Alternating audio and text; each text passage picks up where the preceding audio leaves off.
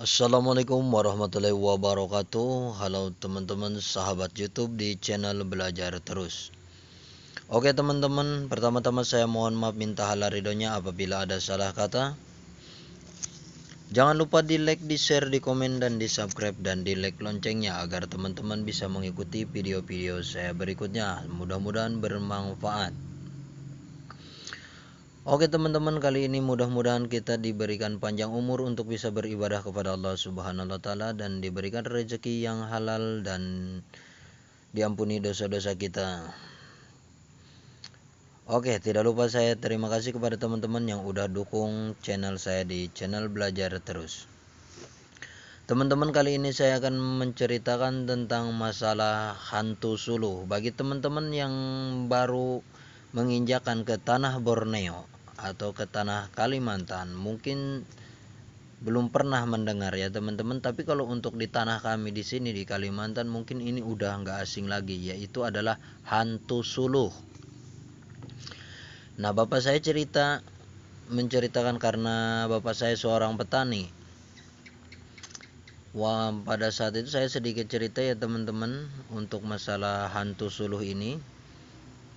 Hantu suluh ini dia hantu api ya teman-teman. Jadi dia itu ada yang mengatakan pemakan ikan, atau bisa juga ya bagi yang biasa yang mancing. Kalau di tanah Borneo di tempat saya pribadi, ya bapak saya sering bilang kalau kita lagi mancing tengah malam itu kadang-kadang ada ketemu dengan hantu suluh, maka kita lari ya teman-teman, lari. Karena kenapa? Kalau kita mendekatin ke situ dia akan semakin mendekat, dia akan akan marah, tambah membesar apinya. Dan memang percaya nggak percaya, tapi itulah kalau Allah Ta'ala sudah berkehendak, maka apapun bisa terjadi. Itulah salah satu makhluk dari ciptaannya. Dia itu bisa terbang ya teman-teman. Jadi kalau misalnya teman-teman suatu saat singgah ke tanah Borneo atau mancing, mungkin insya Allah tidak asing lagi dengan yang namanya hantu suluh. Suatu hari bapak saya itu nungguin banih ya. Banih itu padi.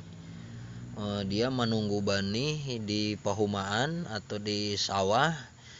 Inya tuh sampai bermalam. Sekalinya dia itu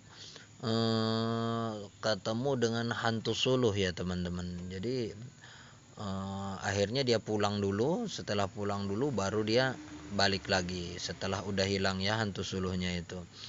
Kalau lagi mancing atau di tempat saya masang banjur atau membanjur itu, biar hantu suluh itu, kita udah banyak nih misalnya ikan itu, pas kita bawa ke rumah kadang-kadang ada yang menceritakan hilanglah matanya atau kepalanya lah hilang gitu kan dimakannya.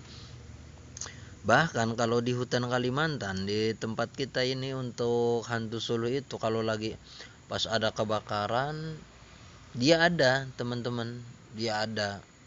Jadi dia terbang, memang berbentuk gitu kan, berbentuk kayak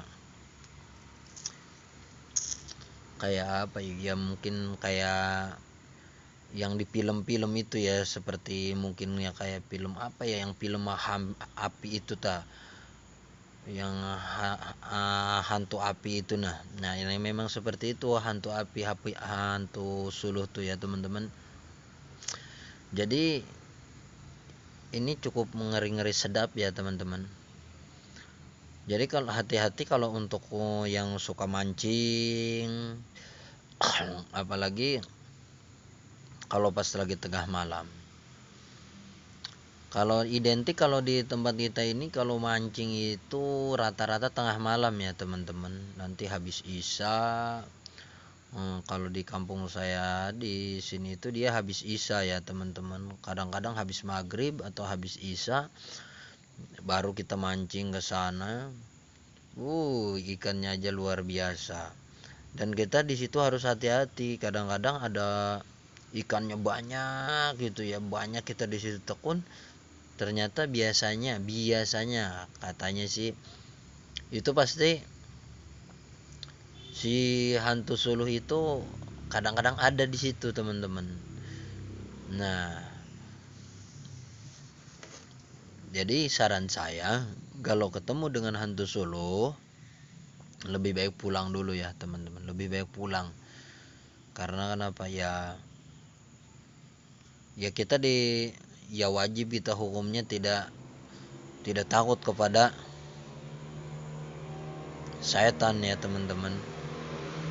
Tapi bagi imannya yang lemah ya seperti kita ini, mungkin kadang-kadang kita baru ketemu yang itu aja udah gugup gitu loh.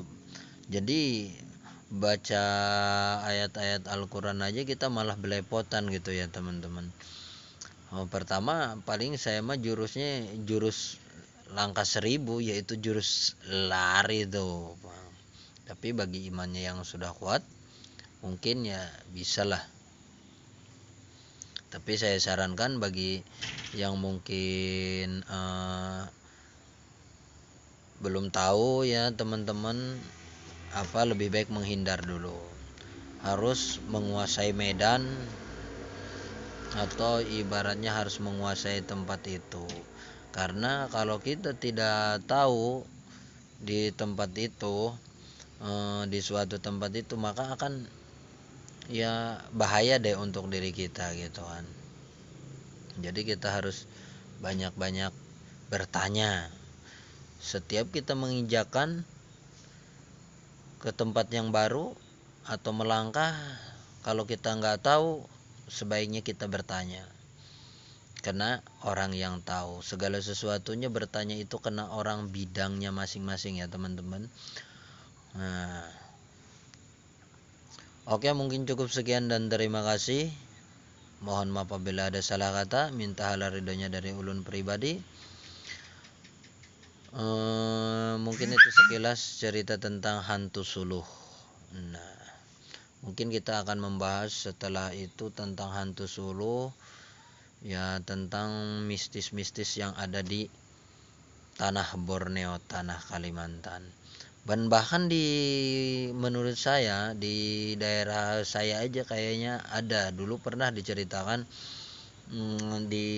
dulu habis main bola teman saya dari di daerah Banten ya teman-teman, di daerah di kampung saya namanya Citamaga. Di daerah Citamaga itu di atasnya ada seorang, mungkin dulu adalah sebuah pemukiman. Dulu ada orangnya yang dimakamkan di situ, namanya Ki Sumpit dan Ki Sadea. Nah, di situ itu dulu nggak tahu sih ya, ada sih yang bilang katanya kalau Ki Sumpit sama Ki Sadea itu adalah seorang ulama ya teman-teman.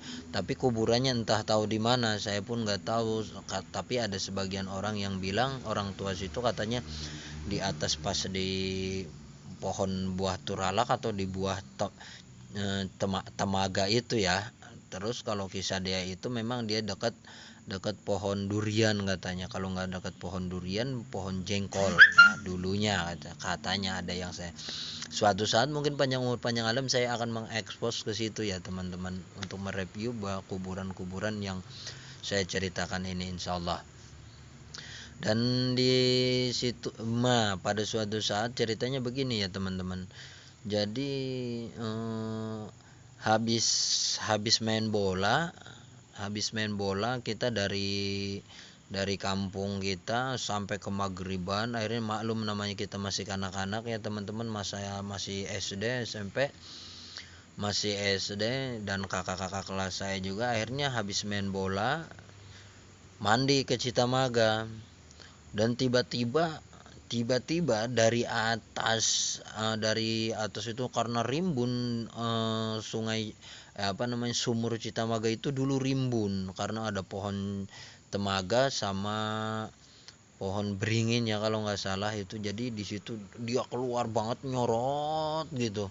Itu mah karena saya pribadi mengalami gitu ya, saya Ya kakak-kakak saya itu juga tahu ya, seperti ya yang satu kampung mungkin ya ada berapa orang, 3 orang 4 orang. Nah, kita lari tunggang langgang, nggak inget lagi di baju.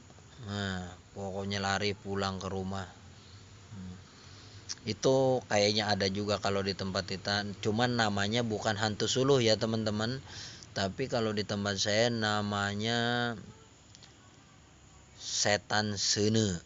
Nah, itu untuk daerah Citamaga sampai ke daerah nah merinding saya teman-teman ya menceritakan itu, karena saya mah sering mulung kadu. Kalau mulung kadu itu mulung buah durian gitu ya, jadi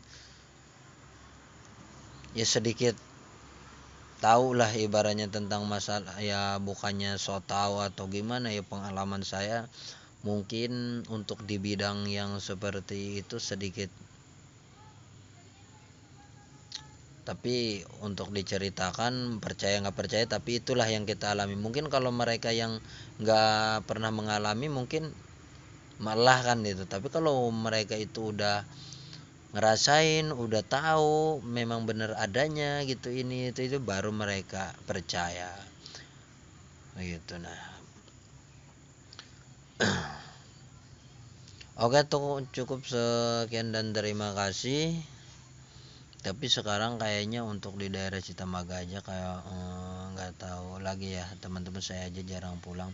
Dan saya video berikutnya saya akan menceritakan tentang di gua, karena pada saat itu saya pernah memasuki gua-gua seperti di Lewi Maghrib untuk di daerah Banten ya teman-teman, di Lewi Maghrib, terus di daerah Curug Seeng, sampai Batu Reok, sampai ke ada gua namanya di Simpati.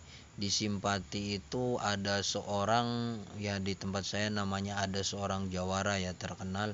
Dia sering masuk lubang-lubang untuk mencari seperti air liur walet itu, dan saya ke Simpati itu menemui beliau. Namanya nggak usah kita sebutkan ya, mungkin Sidin atau beliau ini insya Allah banyak yang tahu kalau untuk daerah situ. Dan saya dibawa ke situ, dan saya nanti pokoknya kita tetap aja ikuti video terus, ikuti video-video saya berikutnya. Insya Allah mudah-mudahan tambah menarik, tambah senang untuk gua-gua, untuk penelusuran gua-gua dulu, karena saya banyak di punggung-punggung dulu waktu masih SMP mencari air liur walet itu ya teman-teman, untuk masuk gua-gua. Di gua di Batu Reok juga ada guanya, kalau nggak salah itu semua yang kita masukin kalau nggak salah 12 gua ya teman-teman. Nah, pokoknya suatu saat kalau panjang umur panjang alam, kalau Allah Ta'ala meridhoi, saya akan mereview video-video gua-gua yang ada di daerah Banten, Kabupaten Lebak, Kecamatan Cikulur, insyaallah. Wassalamualaikum warahmatullahi wabarakatuh.